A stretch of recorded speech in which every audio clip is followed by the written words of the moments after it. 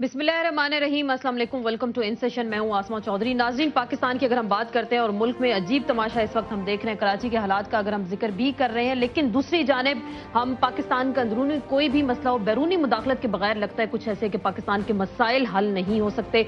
जिक्र करते हैं कराची की सूरत हाल का, वहाँ पे टारगेट किलिंग्स जिस तरीके से जारी हैं, लेकिन साथ में हमने देखा एमक्यूएम के कायद इल्ताफ हुसैन साहब का ये कहना था कि कुछ रिपोर्ट्स है आईबी की और एफआईए की, ऐसी रिपोर्ट्स हैं जो कि बरतानी हुकाम के साथ शेयर की गई हैं कराची के हालात और वाकयात के हवाले से, जिसमें मनफी प्रोपेगेंडा किया गया पाकिस्तान के बारे में। हालात की सितम ज़रीफ़ी क्या है कि हम देखते हैं मुल्क की मौजूदा सूरत हाल को और पाकिस्तानी सूरत हाल का जब हम जायजा लेते हैं और कराची के हालात का अगर हम जिक्र करते हैं तो लोग ये सवाल करते हैं कि पाकिस्तानी अवाम जो टैक्स पे करते हैं अपनी गवर्नमेंट को और उसके बाद जो पाकिस्तानी इदारे हैं, अगर वो इस तरह की रिपोर्ट्स शेयर करते हैं बैरूनी इदारों के साथ, तो फिर उसके बाद हम ये जवाज़ बरकरार नहीं रहता कि पाकिस्तान आज़ाद हो चुका है। और अनकरीब जैसे हमने अभी आज़ादी की 65वीं सालगिरह हमने मनानी शुरू की है, तो उसके बाद ये सवाल बजा होगा कि पाकिस्तान आज़ाद है और अपने मामलात को खुद से डील कर रहा है। यही आज का हमारा सवाल। दूसरी जानिब जब हम बात करते हैं रिपोर्ट्स का कि एफआईए और आईबी की रिपोर्ट्स हैं जो कि बरतानी हुकाम के साथ शेयर की गई हैं, लेकिन उसके बाद हम देखते हैं कि एक दूसरे के खिलाफ कहा जाता है, दोनों सियासी जमातें एक दूसरे के खिलाफ प्रोपेगेंडा भी किया जाता है और कहा जाता है कि एक दूसरे को नीचा दिखाने की जो है इस तमाम तर सूरत हाल में कोशिश की जा रही है। रही बात अवाम की, कराची के अवाम अमन का मुतालबा करते हैं, वो चाहते हैं कि कराची में हर सूरत में अमन कायम हो। जब लोग चीख चीख कर कहते हैं कि उनको उनकी जिंदगियों का तहफ़्फ़ुज़ किया जाए, तो दूसरी जानिब से जवाब ये आता है कि अभी हम दिल मिलाने की कोशिश कर रहे हैं। जब लोग पुकार पुकार कर ये कहते हैं कि हमें मरने से बचाया जाए, तो कहा जाता है कि कमेटी का खेल जो है वो खेला जा रहा है। लेकिन हम बात कर रहे हैं पाकिस्तान की जो मुतबादिल सियासी क़यादत है, उनका भी अगर हम जिक्र करते हैं, इमरान खान की मिसाल ले लें तो वो सिर्फ इस्लामाबाद में धरने करते हैं। कराची में धरना करने से लगता है शायद जहाँ पे 5000 के करीब टारगेट किलिंग्स हो चुकी है, वहाँ पे वो भी घबरा रहे हैं। बात होती है मियाँ नवाज शरीफ की, तो उनको जीटी रोड का लगता कुछ ऐसा है कि लॉन्ग मार्च पसंद है। कराची के हालात के हवाले से वो भी कोई ऐसा लॉन्ग मार्च नहीं करेंगे।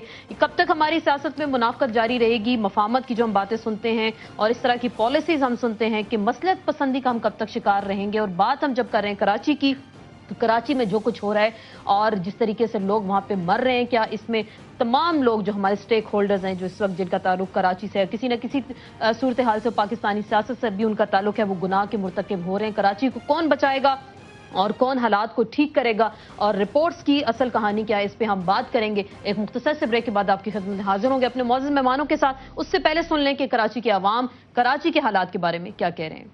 ये गवर्नमेंट सिर्फ एक दूसरे से दोस्तियां करने के लिए, एक दूसरे से कुटियां करने के लिए बैठे हुए हैं। ये लोग एक लाइन में खड़ा करके ना सबको फायर कर देना चाहिए और फौज आ जानी चाहिए। गवर्नमेंट को सब पता है, सब जमात साथ है। रिपोर्ट बनानी भी चाहिए, हुकूमत को लानी भी चाहिए, लेकिन बेनजीर हर दौर में नहीं होती। कमेटियां कुछ नहीं करती, आवाम को खुद ही घबराना चाहिए। अब किसका इंतजार हो रहा है? हर घर से तो लाशें उठ रही। पहले गोलियां जलाते थे लोग, अब ग्रेनेड फेंकते हैं, ग्रेनेड फेंक के चले जाते हैं। घर से निकलते हुए तो ये होता है कि अभी दोबारा रात को पहुंचेंगे या नहीं पहुंचेंगे। आजकल की ये सूरत हाल है।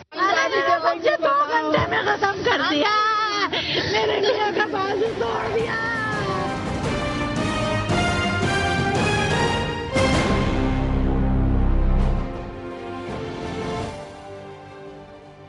जी नाजरीन, ब्रेक के बाद एक बार फिर आपको खुश आमदीद कहते हैं। जैसे हम जिक्र कर रहे थे कराची के हालात का, कब तक वहाँ खून की होली खेली जाएगी, कब तक निहत्ते अवाम को चुन चुन कर मारा जाएगा, बोरी बंद लाशें मिलेंगी और जिस तरीके से लोगों को वहाँ मारा जा रहा है। ईद करीब है, रमज़ान का मुक़द्दस महीना है, लेकिन फिर भी हम देख रहे हैं कि टारगेट किलिंग्स जो है मुतवातर से ये सिलसिला जारी है। और जैसे हमने प्रोग्राम के आगाज़ में रिपोर्ट्स का जिक्र किया था कि आईबी की और एफआईए की कुछ रिपोर्ट्स कहा जा रहा है कि बरतानी हुकाम के साथ शेयर की गई है, इनकी क्या हकीकत है, इस पर भी हम बात करेंगे। मेहमानों का आपसे तारुफ कराते हैं। शाजिया मरी साहिबा कराची से हमें ज्वाइन कर रही हैं, सूबाई वजीर तवानाई सिंध गवर्नमेंट हैं, आपके साथ कराची से ही हमें ज्वाइन करेंगे। नज़ीर लगारी साहब सीनियर सहाफ़ी हैं, सीनियर तज्जियाकार हैं। शेख रोहेल असगर साहब हमें ज्वाइन करें लाहौर से, रुकन कौमी असम्बली है पाकिस्तान मुस्लिम लीग नून से आपका ताल्लुक। आप सबको डिस्कशन में वेलकम कहते हैं। नज़ीर लगारी साहब, आपसे डिस्कशन का आगाज़ करते हैं। रिपोर्ट्स का हमने जिक्र किया और इल्ताफ हुसैन साहब ने भी अपने खदशात का, तहफ़्फ़ुज़ात का वो जिक्र कर रहे हैं। वानी सदर की जानिब से आ गया सामने कि ऐसी कोई बात नहीं हुई। आप क्या देख रहे हैं, क्या वाकई ऐसी रिपोर्ट्स थी कुछ आईबी की, एफआईए की, जो बरतानवी हुकाम के साथ शेयर की गई हैं? वैसे आसमा ये नई बात नहीं है, एजेंसियां एक दूसरे के साथ इंटेलिजेंस शेयरिंग करती रहती हैं और आपको पता है सीआईए और आईएसआई इस तरह एक दूसरे के بہت سی چیزوں کو ایک دوسرے کے ساتھ شیئر کرتی ہیں اور پاکستان کی ایجنسیاں بھی شیئر کرتی ہیں، لیکن یہ بات نہیں ہے کہ ایف آئی اے اور آئی بی جو ہے وہ جا کر MI5 اور MI6 سے جو ہے انٹیلیجنس شیئرنگ کرتی ہیں۔ یہ بات اگرچہ ایوان صدر سے اس کی تردید آئی ہے اور خود صدر مملکت نے اس کی تردید کی ہے، ہم اس پر کیا زیادہ وہ کر سکتے ہیں، لیکن جن لوگوں کی تشویش ہے اور جو کہہ رہے ہیں کہ ہمارے بارے میں باتیں کی گئی ہیں اور منفی پروپیگنڈا کیا گیا ہے، یہ باتیں ان کی طرف سے آئی ہیں۔ کوئی ٹھوس بات سامنے آئے اور اگر کوئی بات ایسی سامنے آئے کہ جس سے پتہ چلے کہ اس کے کنٹینٹس کیا ہیں، ان رپورٹوں میں کیا ہے، ان کی تفصیلات کیا ہے، وہ کراچی کے بارے میں ہے، ٹارگٹ کلنگ کے بارے میں ہے، یا کسی کو بلیم کیا گیا ہے، یا کسی کے بارے میں بات کی گئی ہے، ابھی ہمارے پاس تفصیلات اس طرح کی ہوں تو ہی شاید ہم بات کر سکیں گے۔ جی بالکل، آپ کہہ رہے ہیں کہ تفصیلات ایسی ہوں، لیکن ہم نے پچھلے دنوں اس کی کچھ چھوٹی سی جھلک دیکھی تھی۔ نذیر لغاری صاحب الیسٹر برٹ ہیں، برطانوی سیکریٹری ہیں، ہوم سیکریٹری، وہاں سے ان کی جانب سے ان کا بیان آیا، ایک پریس ریلیز پاکستان میں چھپائی گئی جس میں کہا گیا تمام سیاسی جماعتیں کراچی میں امن قائم کرنے کی کوشش کریں، اور اس کے بعد ہم نے پروگرامز بھی کیے تھے، ہم نے دیکھا تھا ایک ہفتے تک کراچی میں یہ سلسلہ رک گیا تھا۔ کیا بیرونی ڈکٹیشنز پہ ہی اب ہمارے حالات اور معاملات درست ہوں گے؟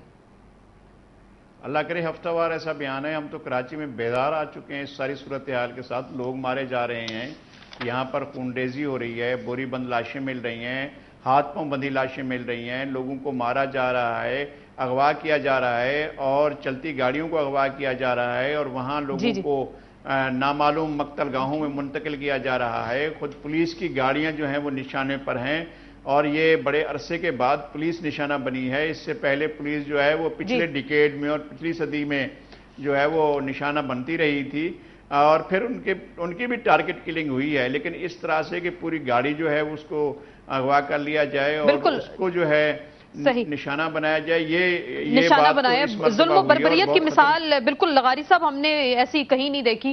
جو اس وقت کراچی میں ظلم و بربریت کی مثالیں ہمیں نظر آ رہی ہیں، اور وہاں پہ جو ٹارگٹ کلنگز کا سلسلہ ہے۔ روہیل اصغر صاحب آپ سے ہی جانا چاہوں گی، جیسے ہم ذکر کر رہے ہیں بیرونی ڈکٹیشنز کا، کیا کراچی کو بھی اب ہم نے تاج برطانیہ کے پٹے پہ دے دیا، ان کے حوالے کر دیا، وہاں سے ڈکٹیشنز آئیں گے، حالات ٹھیک ہو جائیں گے، یا بیرونی دنیا سے لوگ آ کر حالات و معاملات کو کنٹرول کریں گے؟ بسم اللہ الرحمن الرحیم۔ آسمہ، یہ لغاری صاحب جو بات کر رہے تھے وہ کسی حد تک درست بھی ہے، تیسری بات کیونکہ اس میں یہ ہوتا یہ ہے کہ جب آپ کمزور ہوتے ہیں، آپ کی گرفت نہیں ہوتی، اور جب آپ لوگوں کے پاس اپنے مسائل کو لے کے جاتے ہیں اور ان سے جب آپ مدد کی توقع کرتے ہیں یا مدد حاصل کرنے کی کوشش کرتے ہیں، پھر آپ کے خلاف کوئی نہ کوئی اس قسم کے منفی پروپیگنڈے ہوتے رہتے ہیں، اور ان کو روکنا کیسے روکا جاتا ہے یا کیسے روکا جائے گا وہ آپ کی حکمت عملی ہونی چاہیے۔ اب بات یہ ہے کہ ایک برطانیہ کا اٹھ کے اگر بندہ ایک کرتا ہے، آپ کے مداخلت کرتا ہے، تو آپ کو اس کو بڑا ٹھوس جواب دینا چاہیے پروپیگنڈا کرنے کا، یا اس اسٹیٹمنٹ کا آپ کو جواب، بڑا مؤثر جواب دینا چاہیے۔ یہ تو حکومت کا کام ہے۔ لیکن ایک بات میں آپ کو بتاؤں، جو انویسٹیگیشن کی آپ بات کر رہی ہیں نا، بہت عرصہ پہلے ایک جوائنٹ ٹیم بنی تھی جس میں ISI بھی تھی، IB تھی، FIA بھی تھی، اور بہت ساری باقی لوکل ایجنسیاں بھی تھیں۔ انہوں نے ایک بڑی کمپریہنسو ایک رپورٹ بنائی تھی۔ میں بڑی تواتر کے ساتھ بہت ساری آپ کے پروگراموں میں یہ بات کہہ چکا ہوں، اب تو میں یہ سمجھتا ہوں کہ الفاظ کی یہ ضیاء ہے، یہ سارا نہیں ضیاء ہے، یہ الفاظ کا ضیاء ہے کہ آپ اگر کوئی بات کریں گے، آپ کوئی سچی بات کریں گے تو مد مقابل یہ سمجھے گا کہ آپ تنقید کر رہے ہیں، لیکن اگر آپ اس کو ذرا اگر منفی نہ لیں، اگر اس کو مثبت دیں، تو اس کے آپ کی اصلاح ہو جاتی ہے۔ میں یہ بار بار کہتا رہا ہوں کہ جو انویسٹیگیشن، جوائنٹ انویسٹیگیشن ہوئی تھی، اس کی رپورٹ آپ منظر عام پہ لیں، آپ کو سارے حقائق ہیں تو حالات بالکل ہمیں لگ رہا ہے کہ کچھ ٹھیک ہو جائیں گے۔ میں سارے حالات سمجھ آ جائیں گے، آپ کو پتہ چل جائے گا کون کیا کر رہا ہے، درست ہو جائیں گے، کون ہے، دودھ کا دودھ اور پانی کا پانی ہو جائے گا۔ شازیہ، یہ جو رپورٹس کا ذکر کر رہے ہیں، الطاف حسین صاحب، IB کی، FIA کی کچھ رپورٹس ہیں، برطانوی حکام سے شیئر کی گئیں، ان کے خلاف کوئی منفی پروپیگنڈا کیا گیا، کتنی صداقت ہے؟ کیونکہ ابھی تک ہمارے پاس فل یہ چیزیں نہیں پہنچی کہ کیا ہوا اور کیا نہیں ہوا۔ کیا واقعی آپ کی گورنمنٹ نے، کیونکہ FIA اور IB جو ہے ڈائریکٹ گورنمنٹ کے انڈر آتے ہیں، مرکزی حکومت جو ہے وہ آپ کی اس وقت، تو کیا واقعی ایسا کچھ ہوا؟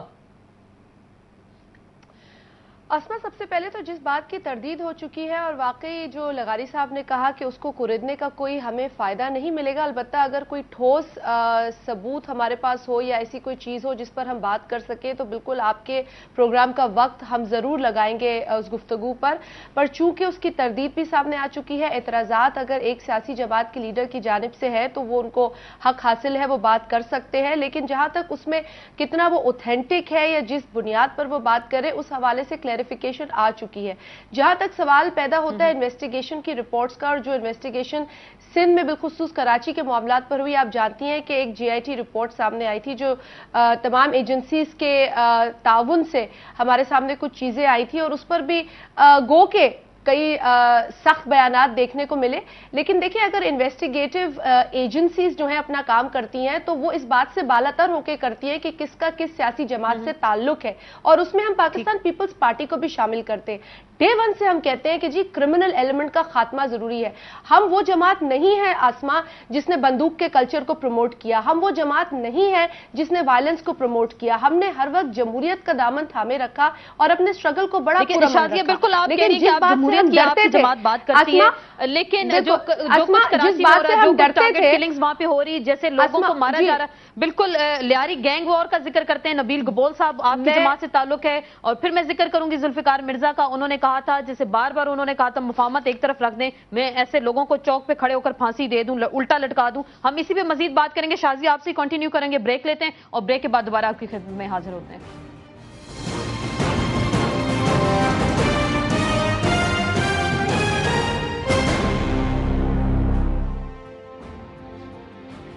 جی ناظرین، بریک کے بعد ایک بار پھر آپ کو خوش آمدید کہتے ہیں۔ بات ہو رہی ہے کراچی کے حالات کے حوالے سے، ریاست اپنی ذمہ داری کس حد تک پوری کری اور پوری کرنے میں ناکام ہو چکی ہے، کیونکہ ابھی تک کراچی کے حالات کو دیکھ کر ایسا ہی لگتا ہے۔ شازیہ، جب پیپلز پارٹی سے ہم بات کرتے ہیں، آپ اپنی جمہوریت کا ذکر کرتے ہیں، قربانیوں کا ذکر کرتے ہیں، پھر سازش کا ذکر کرتے ہیں، تو پھر یہ سازش آپ کے خلاف کر کون رہا ہے کراچی میں اس وقت؟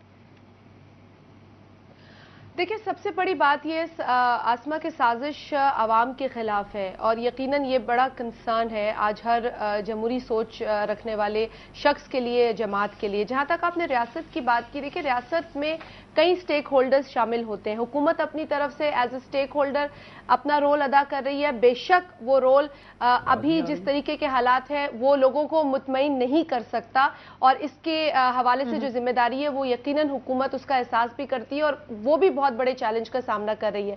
لیکن جو بات آپ نے شازیہ عملی اقدام کرنے کی ضرورت ہے، اس وقت باتوں کی ضرورت تو نہیں ہے، اسٹیٹمنٹس کی ضرورت بھی نہیں ہے، لفاظی سے بھی ہم کام نہیں لے سکتے، اب پریکٹیکلی لوگ کہہ رہے ہیں کہ آپ یقین کریں اسما، کیونکہ روزانہ لوگ اپنے ہاتھوں سے جنازے اٹھا رہے ہیں۔ آپ بالکل صحیح کہہ رہی ہے اسما، یہ بہت بڑا چیلنج ہے، ہمارے لیے بھی اتنی ہی تکلیف ہے جتنی کہ آپ بیان کر رہی ہیں، یا آپ نے جو فوٹیج چلائی اس میں لوگوں نے بیان کیا۔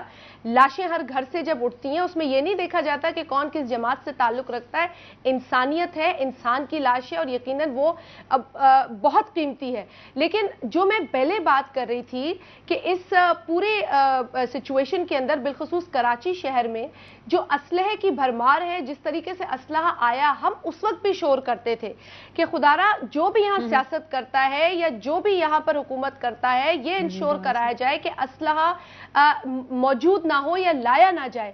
2001 کے بعد جس طریقے سے اسلحہ آیا، اور اس سے قبل بھی اسلحہ آیا ہے، لیکن وہ جنرل ضیاء کا دور تھا، اور اس کے بعد کچھ کوشش کر کے ہم 3.5 سال کی مثال لے لیتے ہیں، ابھی کہتے ہیں کہ باہر سے اسلحہ آ رہا ہے، اسرائیل سے آ رہا ہے، کہ 2001 کے بعد جو اسلحہ آیا ہے اس کا کوئی حساب نہیں ہے، تو اس کو کنٹرول کس نے کیوں نہیں کیا؟ یہ بھی آپ سوال کر سکتے ہیں کہ جو لوگ حکومت میں اتحادی بھی ہیں، اگر آگ نکالی جاتی ہے، آگ لگائی جاتی ہے، تو آگ کہاں تک جائے گی؟ اس میں بھی کوئی کنٹرول نہیں ہے۔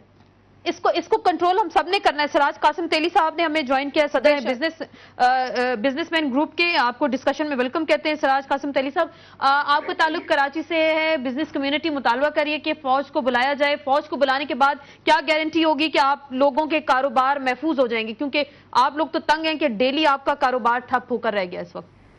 دیکھیں میں نے آج بھی رحمان ملک کو کہا ہے، جو آئے تھے سائٹ میں، منظور وسان صاحب بھی تھے، اور میں آج پھر یہ کہتا ہوں کہ اس کے دو حل ہیں، یا تو حکومت وقت فوج کو بلانا چاہے، کسی کو بلانا چاہے بلائے اور اپنی جوابداری پوری کرے۔ اگر حکومت وقت جوابداری پوری نہیں کرتی تو اب ہمارے پاس کوئی چوائس نہیں ہے، یا تو ہم ریٹالیٹ کریں گے یا ہم کوئی ایسا ایکشن لیں گے جس پہ مجھے افسوس کے ساتھ کہنا پڑتا ہے کہ یہ ساری پولیٹیکل پارٹیاں اور یہ حکومت وقت اپنی جوابداری نبھا نہیں رہی۔ میں نے ایک آج سجیشن اور بھی دیا ہے، یہ امریکہ کی ساری باتیں کرتے ہیں، امریکہ کی ہسٹری اٹھا کے دیکھیں، امریکہ کے ایک اسٹیٹ میں یہی حال تھا اور اس کا حل ایک ہی ہے کہ آپ اتنا اسلحہ آج اس شہر میں موجود ہے کہ آپ وہ نکال نہیں سکتے، روک نہیں سکتے۔ اس کا ایک ہی علاج ہے کہ آپ اسلحہ کو فری کر دیں، سب کو لائسنس سے مستثنا کر دیں، آپ کہیں اپنا اپنا پروڈکشن کریں، اور یہ ہیومن نیچر ہے، انسانی فطرت ہے کہ جب ہر آدمی کے پاس اسلحہ ہوگا تو یہ جتنے لوگ اسلحہ لے کے دندناتے پھرتے ہیں وہ اس کا مقابلہ کریں گے، طاقت نہیں ہے کہ وہ اسلحہ نکالے۔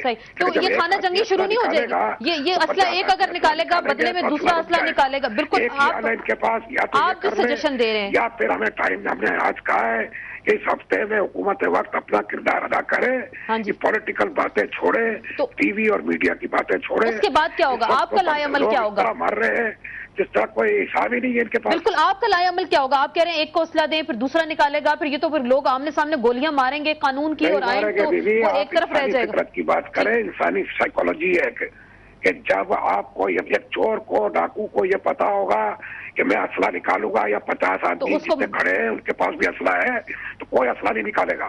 یہ ایک ڈیٹرنٹ ہے اور ایک ہیومن نیچر ہے، and this is the only solution. آپ کہہ رہے ہیں کہ آپ نیکسٹ اپنا لائے عمل کا اعلان کریں گے۔ آج آپ نے گورنمنٹ کو بتا بھی دیا، اپنی تحفظات سے آگاہ بھی کیا، لیکن حالات تو ہمیں بہتری کی جانب نہیں دکھائی دے رہے۔ نیکسٹ کیا کریں گے؟ بزنس مینوں کی اور کراچی کے ٹوٹل بزنس کمیونٹی کے بڑے لوگوں کو، چھوٹے لوگوں کو بلایا ہے، اور اس میں جو بھی فیصلہ ہوگا وہ انشاءاللہ تعالیٰ 2 دن بعد آپ اس کے بعد 2 دن بعد فیصلہ کریں گے۔ بہت بہت شکریہ۔ سراج قاسم تیلی صاحب بزنس کمیونٹی کو ریپرزینٹ کر رہے تھے اور ان کا کہنا تھا کہ وہ اپنے نیکسٹ لائحہ عمل کا اعلان کریں گے۔ اس حوالے سے میں شیخ روہیل اصغر صاحب سے بات کروں گی۔ شیخ صاحب، آپ نے ان کی گفتگو سنی، مجھے تو کچھ ہاربل سین نظر آ رہا ہے، سب کو اگر اسلحہ دے دیا جائے۔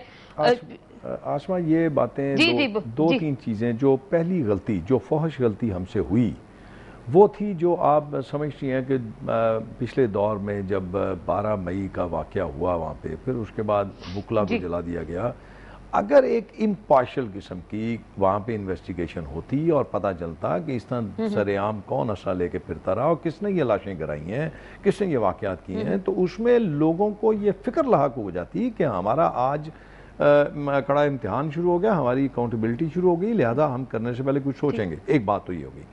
دوسری بات آشما، میں اس بات سے بالکل اتفاق نہیں کرتا کسی حد تک کہ آپ فوج کو بلائیں، فوج آگے آپ کا یہ گند صاف کرے اور اس کے بعد فوج واپس بیرکوں میں چلی جائے گی، فوج وہاں پہ بیٹھی نہیں رہے گی۔ اب مجھے یہ بات بتائیں کہ جب فوج کو آپ بلا رہے ہیں، بار بار آوازیں دے رہے ہیں، تو کیا آپ کا خیال ہے کہ فوج کے آنے کے بعد جو عناصر وہاں پہ اس وقت جو معاملات کو خراب کر رہے ہیں وہ کیا پھر اس طرح دندناتے پھریں گے؟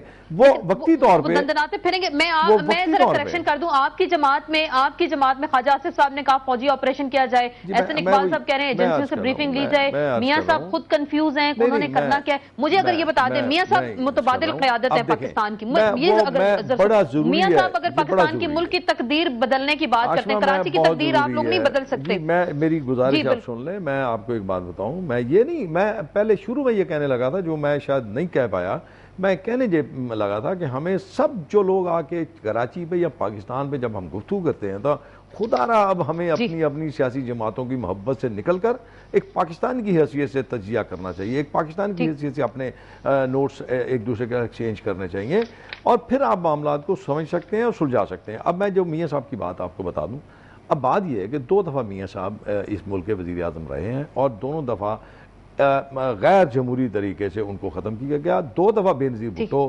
وزیر اعظم رہی اور ان کو بھی غیر جمہوری طریقے سے کیا گیا۔ لیکن ان کے ادوار میں بھی تو آپریشن ہوا، کراچی میں آپریشن ہوتے رہے میاں صاحب کے دور میں۔ آپ کو لے کے جا رہا ہوں واپس ماضی میں۔ اس وقت جو صورتحال ہے آپ دیکھیں گی کہ جب ذوالفقار بھٹو کے خلاف ایک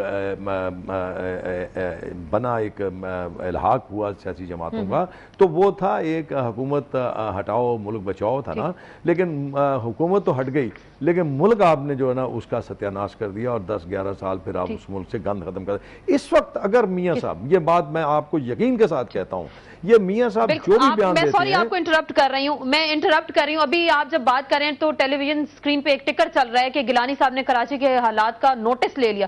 بڑی خوشخبری کراچی کے عوام کو، بہت بڑی خوشخبری اس وقت سنائی جا رہی ہے کہ انہوں نے نوٹس لے لیا حالات کا جائزہ لینے، وہ کہہ رہے ہیں کہ وہ قریب وہ خود بھی کراچی کا دورہ کریں گے۔ تو یہ میں نے کہا ذرا میں بھی عوام کو یہ خوشخبری سنا دوں کہ یہ جو ٹکر جو چل رہے ہیں اس وقت۔ میں جو میاں صاحب کی بات کر رہا تھا، اب دیکھیں آپ کو یاد ہوگا جب میاں صاحب باہر نکلے جوڈیشری کی ریوائول کے لیے تو دیکھا آپ نے کہ لاکھوں لوگ سڑکوں پہ آ گئے، اور وہ چونکہ ایک جوڈیشری کی ریوائول کا چلیں وہ لانگ مارچ کر لیں، ٹھیک ہے، وہ روزانہ لانگ مارچ کی بات کرتے ہیں کراچی میں پیس کے لیے، امن کے لیے وہ لانگ مارچ کریں۔ میں وہی آپ کو عرض کرنے جا رہا ہوں کہ لانگ مارچ اگر کیا جائے گا تو پھر بہت سارے عنصر بیچ میں شامل ہوں گے۔ میں جو سمجھ پایا ہوں کہ میاں صاحب کسی غیر جمہوری قوت کو موقع فراہم حصہ نہیں بنے گے۔ نذیر لغاری صاحب آپ ساری گفتگو سن رہے ہیں، نذیر لغاری صاحب ساری گفتگو سن رہے ہیں، پرائم منسٹر کہہ رہے ہیں کہ جی وہ کراچی بھی جائیں گے اور کراچی کے حالات کا جائزہ بھی وہ خود سے جائزہ لیں گے۔ دیر آئے درست آئے، یہ 3.5 سال بعد جو کچھ ہوا کراچی میں، کیا یہ مجرمانہ غفلت، میں یہ کہوں گی ہم سب کی مجرمانہ غفلت ہے حکمرانوں کی کہ ابھی تک آنکھوں پہ پٹی بندھی ہوئی ہے کراچی کے حالات کے حوالے سے؟ دیکھیں بات یہ ہے کہ جو لوگ الیکشن میں حصہ لیتے ہیں ان کا ایک منشور ہوتا ہے، ان کا ایک پروگرام ہوتا ہے، اور اس میں بنیادی چیز ہوتی ہے کہ وہ لوگوں کو امن دیں گے۔ اگر امن نہیں ہوگا تو باقی چیزیں نہیں ہوگی، روٹی کپڑا مکان نہیں ہوگا، اور چیزیں نہیں ہوں گی، بجلی نہیں ہوگی، باقی چیزیں۔ بنیادی چیز یہ ہے کہ لوگوں کو جان اور مال کا تحفظ چاہیے، اور لوگوں کو جان و مال کا تحفظ نہیں ہے۔ کراچی آج جل رہا ہے، کراچی میں خطرناک صورتحال ہے۔ جو لوگ منتخب ہوئے ہیں ان لوگوں کی ذمہ داری ہے، چاہے وہ شہری علاقوں سے منتخب ہوئے ہیں یا دیہی علاقوں سے منتخب ہوئے ہیں، ان کی ذمہ داری ہے، وہ یہاں رول کر رہے ہیں، وہ حکمرانی کر رہے ہیں۔ جو حکمرانی کر رہے ہیں یا جو ایوانوں میں بیٹھے ہیں، جنہوں نے ایوانوں میں حلف اٹھایا ہے، جنہیں اسمبلی کا رکن بننے کا حلف اٹھایا، جن نے وزارتوں کا حلف اٹھایا، ان لوگوں کی ذمہ داری ہے کہ وہ شہریوں کو امن دیں، اور اس سے فرار نہیں حاصل کر سکتے۔ یہ جو دوسری باتیں سوچی جا رہی ہیں، لیکن اگر امن نہیں دیں گے لغاری صاحب، آپ انالیسس بھی کرتے ہیں، آپ دکھتے بھی ہیں، دیکھ بھی رہے ہیں چیزوں کو، اگر امن نہیں دیا جاتا، حکومت اپنی ذمہ داریاں پوری نہیں کرتی، آپ آنے والے مستقبل میں کیا دیکھ رہے ہیں؟ پھر کیا ہونے جا رہا ہے، کیا ہوگا پھر؟ نہیں، انارکی ہوگی، خانہ جنگی ہوگی، اور زیادہ خطرناک صورتحال ہوں گے۔ اس ملک کے اندر بہت سے پلیئرز کھیل رہے ہیں، آپ کے ڈومیسٹک پلیئرز ہیں، آپ کے ریجنل پلیئرز ہیں، آپ کے انٹرنیشنل پلیئرز ہیں، ہر طرف سے ایک بحران کی صورتحال ہے، اور ایسے سنگین بحران میں آپ پھنس چکے ہیں، اور جو لوگ آوازیں دے رہے ہیں مجھے ان کی آوازوں سے اختلاف ہے۔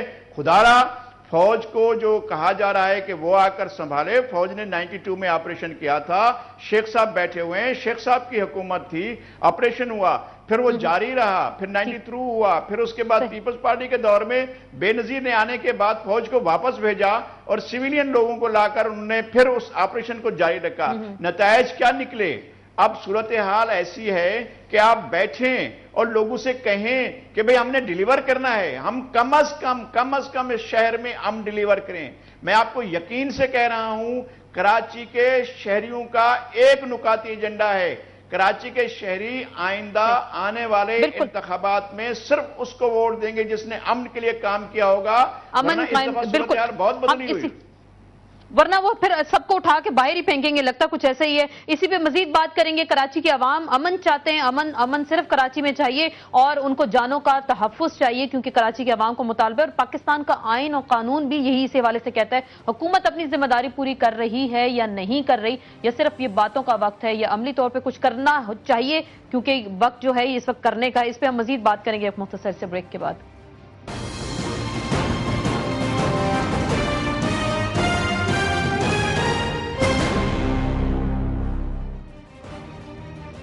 جی ناظرین، بریک کے بعد ایک بار پھر آپ کو خوش آمدید کہتے ہیں۔ بات ہو رہی ہے کراچی کے حالات کے حوالے سے، کراچی میں امن کیسے آئے گا۔ نذیر لغاری صاحب نے بریک پہ جانے سے پہلے بڑی اہم بات کی کہ کراچی کے عوام اب صرف اسی کو ووٹ دیں گے کہ جو کراچی میں امن لے کر آئے گا، کچھ کر دکھانے کا وقت ہے اس وقت۔ شازیہ، آپ ساری گفتگو سن رہی ہیں، بار بار آپ کی گورنمنٹ کہتی ہے کہ اب ہم سیریس سٹیپ لے رہے ہیں، وہاں پہ آپریشن کی کچھ باتیں بھی کی جا رہی ہیں، رینجرز بھی بھجوائی جا رہی ہے، پولیس کو بھی کہا جا رہا ہے فری ہینڈ دیا جائے گا۔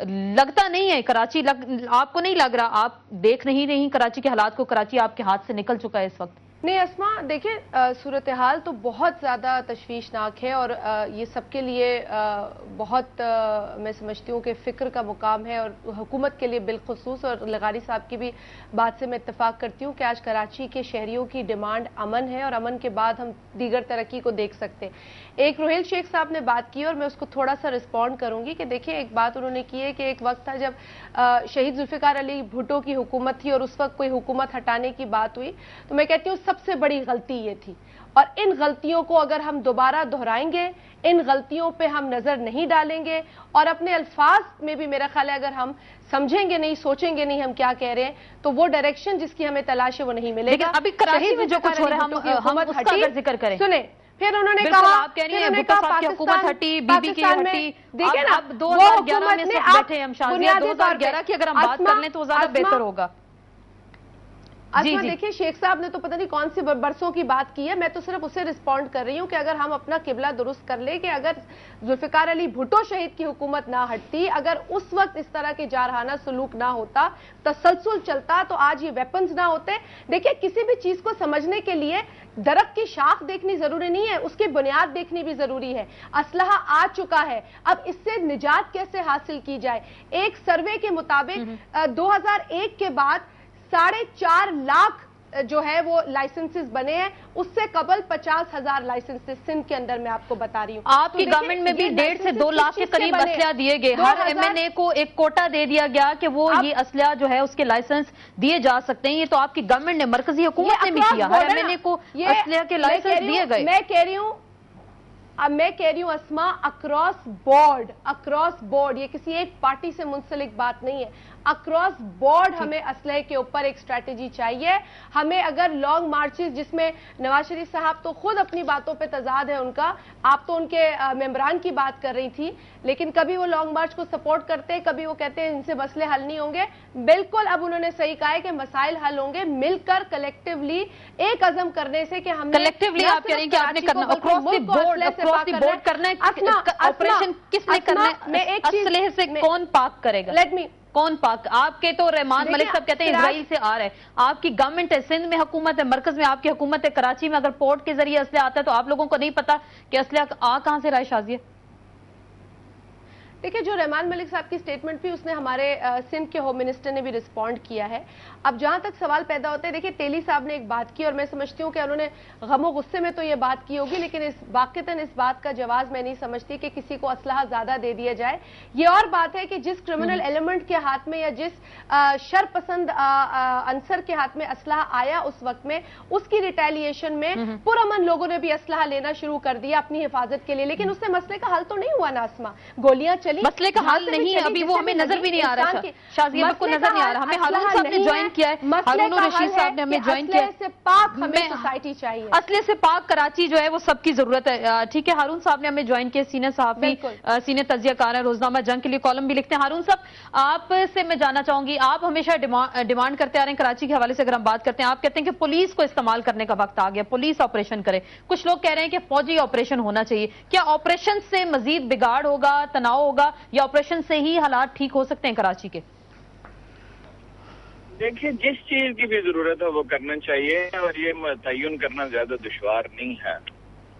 زیادہ سے زیادہ 6-8 ہفتے چاہیے ساری انفارمیشن جمع کرنے کے لیے۔ 3.5 سال ہو گئے ان کو کہ کن لوگوں کے پاس اسلحہ ہے اور کیا کرنا چاہیے، اور یہ تینوں پارٹیاں اس کے ذمہ دار ہیں۔ پیپلز پارٹی سب سے زیادہ ذمہ دار ہے، انہوں نے اب اپنے لوگوں کو مسلح کیا، پہلے نہیں تھے یہ جب سے حکومت میں آئے ہیں۔ ایم کیو ایم تشدد کی پوری تاریخ رکھتی ہے، اے این پی کے پاس بے شمار مسئلے لوگ ہیں اور یہ سب مان بھی جاتے ہیں۔ یہی تینوں ذمہ دار ہیں، ان سے آپ بلا کر پوچھتے ہیں کہ کیا کیا جائے، اور یہ اشارتاً ایک دوسرے کو ذمہ دار بھی قرار دیتے ہیں، کسی قدر یہ مان بھی جاتے ہیں کہ ہمارے لوگ بھی مسلح اور تعویل بھی کر لیتے ہیں کہ جی چونکہ دوسروں کے پاس اسلحہ تھا اس لیے ہم نے بھی اسلحہ لے لیا۔ تو ہارون صاحب اس کا مطلب یہ ہے کہ مطلب پھر یہ فنکشن کیا ہے، اسٹیٹ کیا کا، اسٹیٹ کا تو فیلئر ہمیں اس میں نظر آ رہا ہے۔ اور اسٹیٹ ایکٹ کرتی ہے اپنے اداروں کے ذریعے، 95 में बार बार मैं आपसे कहता हूँ कि क्या किया था, इंटेलिजेंस को मुतहर्रिक किया था और पुलिस को मुतहर्रिक किया था, फौज तो नहीं कर सकी थी हल। फौज का ये काम ही नहीं है, आर्जी तौर पे कभी फौज को इस्तेमाल किया जा सकता है। नीयत ही नहीं है मसला हल करने की, कब्जे की जंग है, रोज इनके लीडर खुद कहते हैं टर्फ वार है। टर्फ वार के अगर उर्दू में तर्जुमा करें ना, इलाकों पर कब्जे की जंग है। ये अफगानिस्तान के वार लॉर्ड्स की तरह हैं। तो ये वॉर लॉर्ड्स का आप जिक्र करें, तो सियासी जमातों का जिक्र करें, तो फिर अगली लगारी साहब ने कहा कि अगली बार वोट उसको मिलेगा जो अमन देगा। तीनों अगर सियासी जमातें आप कह रहे हैं कि इस तरह से कर रही हैं, तो फिर लोग किसको वोट देंगे कराची में? फिर होगा क्या कराची में? लोगों में अगर कोई गैरत है और अक्ल है तो इन तीनों को तो वोट न देना, और अगर इन तीनों को ही वोट देंगे तो यही उनके साथ होगा। बहुत बहुत शुक्रिया। हारून रशीद साहब हमें टेलीफोन पे हमारे साथ मौजूद थे। शेख रोहेल असगर साहब जी। अस्मा मैं थोड़ा सा रिस्पॉन्ड करूंगी। जी बिल्कुल, बोलिए। रशीद साहब अपने वो एनालिटिकल व्यू तो रखते हैं, लेकिन वो भी किसी न किसी को सपोर्ट करते हैं पॉलिटिकली। तो जहां तक 3 सियासी जमातों का उन्होंने जिक्र किया, मैंने बड़ा क्लियरली ये बात की थी कि देखिए, जो शर पसंद अंसर है या अनासिर है जिनके पास असलाह होगा, पुरअमन शहरी भी अपने दिफा के लिए असलाह रखेंगे। ये एक माइंडसेट है, एक ह्यूमन नेचर है। इसमें किसी जमात का मैंने जिक्र नहीं किया। हारून रशीद साहब को पता नहीं ये कहां से इशारा मिला।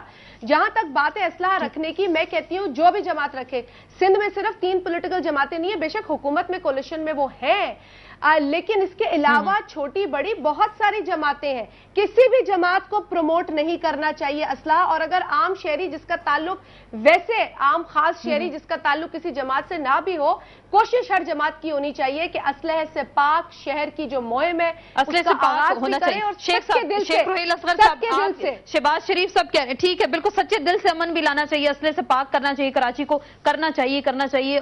करेगा कौन? शेख साहब आपसे मैं जानने की कोशिश करूंगी। शहबाज शरीफ साहब कह रहे हैं कराची में हुकूमत हाथ पे हाथ धरे बैठी है, तो वक्त आ गया कि कराची को ठीक किया जाए, तो ये कौन इब्तदा करेगा? इसमें कोई शक नहीं है।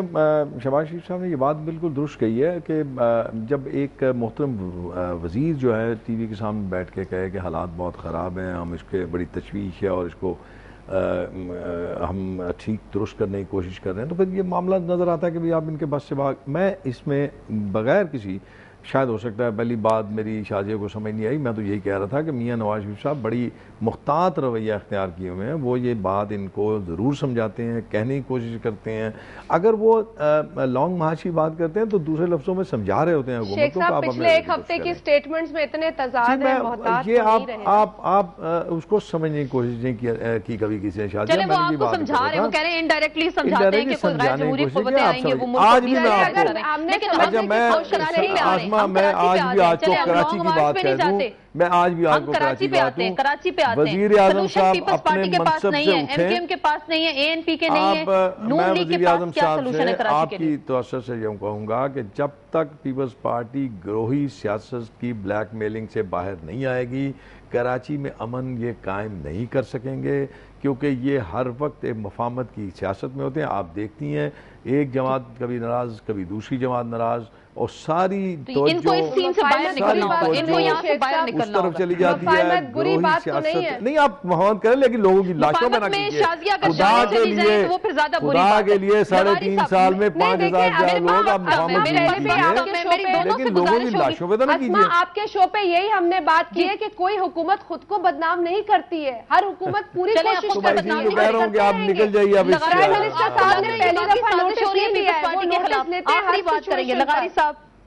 चले मैं एनालिसिस ले लेती हूँ, लगारी साहब से पूछते हैं, आपको वाकई लग रहा है साजिश हो रही है इस वक्त? जी जी जी अस्मा, मैं अर्ज करता हूँ, बड़े लोग बोल रहे हैं, शेख साहब बड़े विजन के आदमी हैं, शाजिया बहुत पढ़ी लिखी, बहुत ज़्यादा बड़े विजन किए हैं, हारून रशीद साहब बोल गए। मैं आपको बताता हूँ, मेरी तनकीद नहीं है, मैं ये कह रहा हूँ कि विल अगर होती है तो मसाइल हल होते हैं। पंजाब में, ईस्ट पंजाब में विल थी कांग्रेस की या वहां जो हुकूमत थी उसकी, तो एक आईजी था और जिसका नाम था कंवरपाल सिंह गिल, उसने ईस्ट पंजाब में मुकम्मल अमन बहाल किया। और वहां पर जो खतरनाक सूरत हाल थी वो ऐसी थी कि कनाडा से जहाज उड़ा और सिख तहरीक वालों ने 300 से ज्यादा आदमियों को, जहाज को उड़ा दिया और खुद ईस्ट पंजाब में खून रेजी हो रही थी, कत्लेआम हो रहा था, लोग गैर महफूज थे, उस बंदे की विल थी और उसने अमन बहाल किया। एक दूसरा, शिवसेना बंबई में कर रही थी, बंबई में अमन बहाल हुआ। फिर आप देखें श्रीलंका में, वहां प्रेसिडेंट को कत्ल किया जा चुका था, राजीव गांधी को कत्ल किया जा चुका था, प्रेमदासा मारे गए थे और आंख निकाल दी गई थी। मैं कह रहा हूं विल थी। राजा पाक से जो प्रेसिडेंट हैं इस वक्त श्रीलंका के, उनने तय किया कि खत्म करना है। 15,000 मुरब्बा मील पर कब्जा था तमिल टाइगर्स का। तमिल टाइगर्स जो हैं उन्होंने पूरे 2 सूबों को 3 सूबों को बदअमनी का गढ़ बना रखा था। क्या हुआ? कहां है वो तमिल टाइगर्स? कहां है वो प्रभाकरन जिसने राज बनाया था? बिल्कुल वक्त बहुत कम है, मेरे पास वक्त बहुत कम है। सबका बहुत बहुत शुक्रिया शेख रोहेल असगर साहब, नजीर लगारी साहब, शाजिया मरी, आपका बहुत शुक्रिया। बात अभी हो भी रही थी लेकिन वक्त की कमी हमारे पास। एक बड़ी अहम बात की नजीर लगारी साहब ने आखिर में कि अगर विल होनी चाहिए, और जब सियासी हुकूमतें होती हैं, जमहूरी हुकूमतें होती हैं, और उनमें अगर पॉलिटिकल विल हो किसी भी मसले से निपटने के लिए, तो वो मसला बिल्कुल हल हो सकता है, बिल्कुल आसानी से। जरूरी नहीं कि हर चीज का इलाज जो है गोली ही हो, गोली से इलाज नहीं किया जा सकता। नियत होगी, नेक नियत से अगर हुकूमतें चाहेंगी तो बिल्कुल कराची में भी अमन कायम हो सकता है। इसके साथ ही इन सेशन से आसमा चौधरी को इजाजत दीजिए। कल फिर कोशिश करेंगे कराची के हालात और वाकयात पे हम बात करें। कल तक के लिए इजाजत दीजिए। अल्लाह हाफिज।